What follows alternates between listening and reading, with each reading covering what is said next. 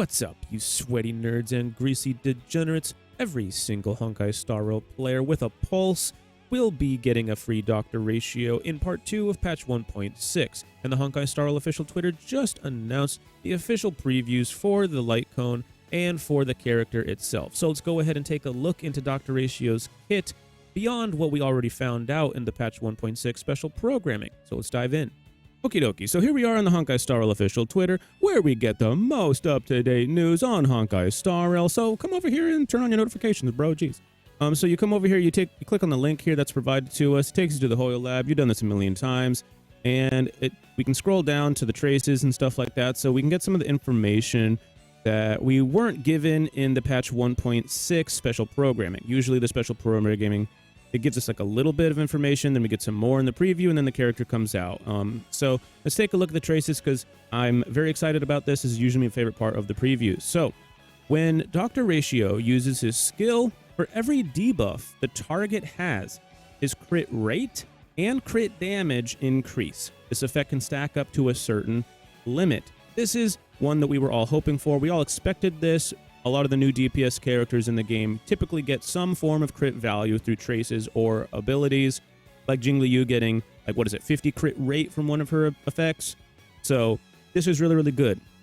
And the debuffing being the requirement is not a big deal at all, because we find from his talent, I'll get into that later, but you want debuffs on the enemy for his follow-ups to work.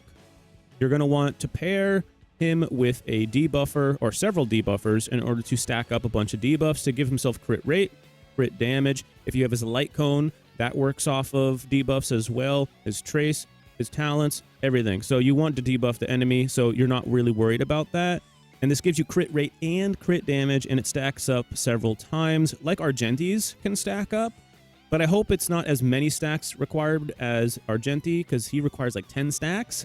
And having 10 debuffs on the enemy is a lot, so hopefully it's not too high of a number to where we can reach it, but hopefully high enough to where we get some decent value out of it. Anyways, let's keep moving forward. When the skill is used to attack a target, there is a chance to reduce the attacked target enemy's effect res for a certain number of turns. That is a pretty good effect, and it will work hand in hand with the debuffing that you're going to be doing to enemies. You're going to be debuffing enemies, potentially defense shredding enemies, and effect res reducing enemies. This is very, very valuable. This dude is going to break all the rules, and he's going to just shred through things. That's very good. When dealing damage to a target that has a certain number of debuffs or more, for each debuff the target has, the damage dealt by Dr. Ratio to this target increases up to a maximum increase value. So there seems to be some form of a cap on the debuffs that you can get out of certain effects. I don't know if all of the effects will have the same cap. Like, we found out from his light cone that you need 3 debuffs in order to make all of these crit stacks effect work for his light cone. So I don't know if it's going to be a max of 3 stacks for all of the different effects he has, such as his traces, but that still has yet to be seen, so speculate further. But he's going to be coming out soon anyway, so it doesn't really matter too much. So yeah, we're going to be getting some pretty darn good traces for him. Very excited about that. Let's take a look at his technique. After using his technique, it creates a dimension that taunts nearby enemies, lasting for a certain number of seconds. After entering battle with enemies in this dimension, there is a chance to reduce each single enemy target's speed for a number of turns. Only one dimension created by allies can exist at the same time. So he can't just go around creating a bunch of different dimensions. If you do that, it'll just move the space of the dimension you created. So this is pretty cool, because after entering battle with enemies in this dimension, there's a chance to reduce each single enemy target speed for a number of turns. I saw in the 1.6 special programming that he went in the example, they went up against 5 enemies. Every single enemy ended up getting a debuff when the character entered battle. This makes me feel like it's probably going to be a pretty high chance, or that we can potentially manipulate the chance for this effect to work. So definitely something to look into. His technique might be pretty darn good for like people that want to like zero cycle or get really fast clears. The slower you make the enemy, the better it is for you. So let's move forward. His basic attack deals imaginary damage to a single target. Cool. The best part about it, though, is he literally hits the enemy with a book. That is so stupid. Yet, I love it. I actually think that's so cool. I love stupid things. Hitting an enemy with a book and acting like that's actually an attack, that's funny to me, man. That's funny to me.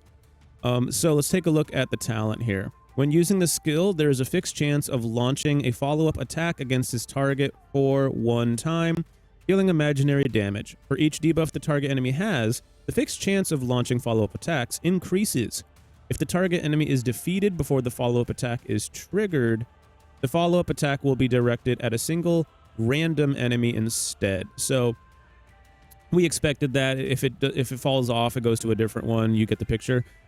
So I really like this effect because it seems like, despite it being a fixed chance, the more debuffs you have on the enemy, the higher the chance becomes. I have a feeling that there's probably a cap to this. Once you get a certain number of debuffs, you'll get a 100% chance at getting your follow-up attacks.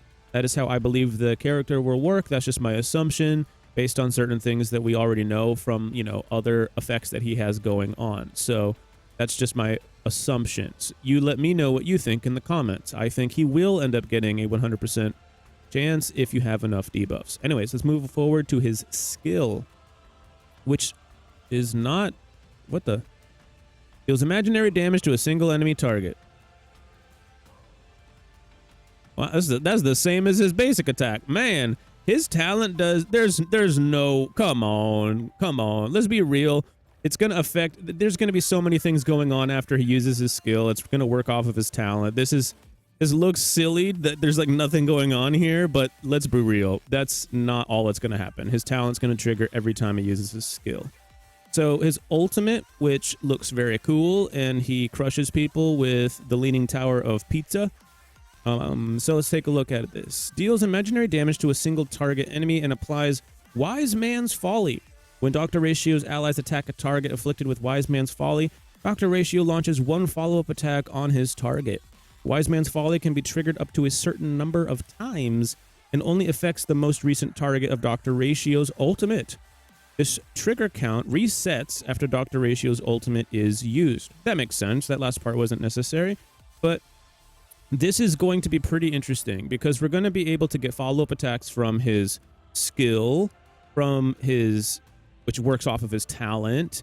We're going to be able to get them from his ultimate. So he can actually trigger follow-up attacks without the requirement of your allies to necessarily do anything, which was really, really good. You can probably run him as hyper carry and it might still be good. So just something to think about there. He is probably still going to be ran as hyper carry, but like even if you are using debuffers, it works kind of the same way. But yeah, this is going to be a pretty good character in my opinion, guys. He's got pretty good single target damage. He might have the best single target damage in the entire game. The numbers right now, the calculations say he will have the highest single target damage. Doesn't mean he's going to be the best DPS in the game, but he's going to be a very, very powerful character. And I have a feeling there's a lot of fun things we're going to be able to do with the team compositions that we make. It does limit us a little bit that he has to be paired with debuffers to properly utilize his kit, but I think that's going to be still fun to us. It kind of like unlocks more different fun play styles that we can use, and it allows us to be able to use different characters that we don't always use all the time, such as a lot of people like using buffers, but they don't always use a character like Silverwolf. They don't always use a character like Pela. They don't always use, you know, other debuffer type of characters that can apply debuffs to enemies, such as Welt, such as, you know, even Gwenifin has a debuffing effect. So I wouldn't pair him with Gwenifin, but you get the point. It opens up a little bit more playstyle options for us with this fun, interesting character. So if you found this interesting or fun or entertaining in any way, shape, or form, please consider leaving a like and subscribe, and I'll see you in the next one.